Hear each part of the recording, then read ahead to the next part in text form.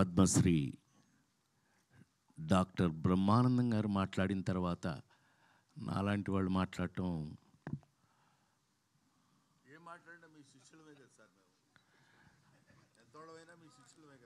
కానీ ముస్లిం కొడుకు కదా నువ్వు. నేను ఏది ఏమైనా మా అనుబంధం మా ఇది మీ అందరికీ తెలిసిందే. ప్రమాణపూర్తిగా నాకు చెప్పలేదు, ప్రమాణపూర్తిగా నాకు చెప్పలేదు అన్నాను అంతే, వదిలే. హలో, అందరికీ నా హృదయపూర్వకమైన నమస్కారాలు.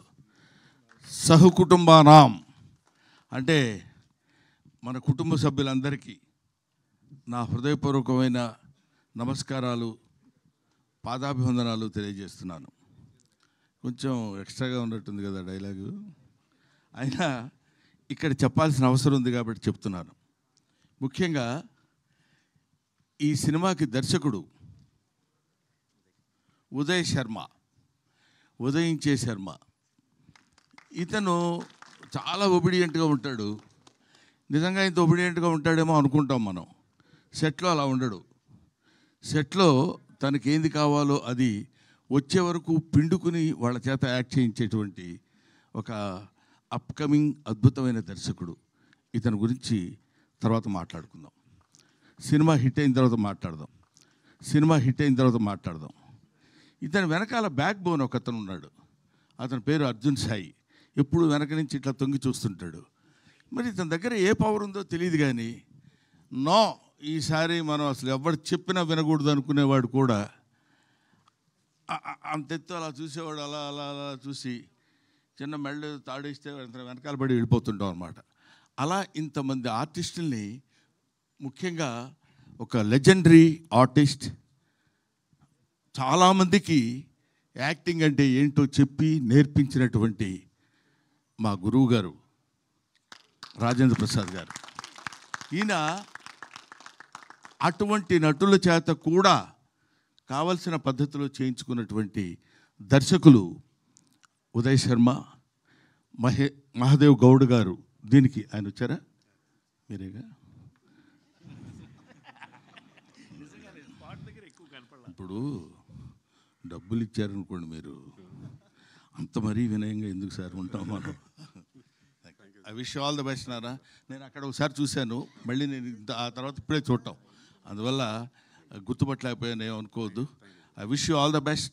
సహకుటుంబానాం సినిమా చాలా చాలా చాలా బాగుంటుందని నేను మనస్ఫూర్తిగా ఎందుకు కోరుకుంటున్నానంటే, ఇప్పుడు చెప్తున్నాను, ఇందులో నా క్యారెక్టర్ చాలా విచిత్రమైన క్యారెక్టర్.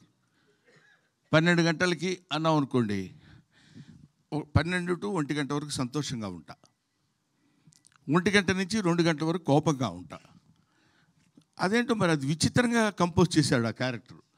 ఆ టైంలో ఎవరైనా వచ్చినప్పుడు వాడు ఏ వార్త తెచ్చినా సరే నా మూడ్ని బట్టి నేను మాట్లాడతాను. భోజనం చేశారండి అన్నాడు అనుకోండి, కోపంగా ఉన్నాను అనుకో, భోజనం చేయకపోతే గడ్డి తింటావా, ఏం మాట్లాడుతున్నావా నువ్వు అంట. అది మంచి మాట కదా సార్ అనే దాని మీద ఒక అద్భుతమైనటువంటి క్యారెక్టర్ ప్లే చేసి నాకు అది వినిపించి పడేశారు నన్ను. నేను అక్కడ పడిపోయా. ఈ సినిమాలో నా క్యారెక్టర్ యొక్క స్పెషాలిటీ అది చాలా బాగా చేశాడు. ముఖ్యంగా ఈ సినిమాలో హీరో అప్పుడు గడ్డం లేదు, ఇప్పుడు ఉంది, అప్పుడు ఉంది, అని ఇంత లేదు.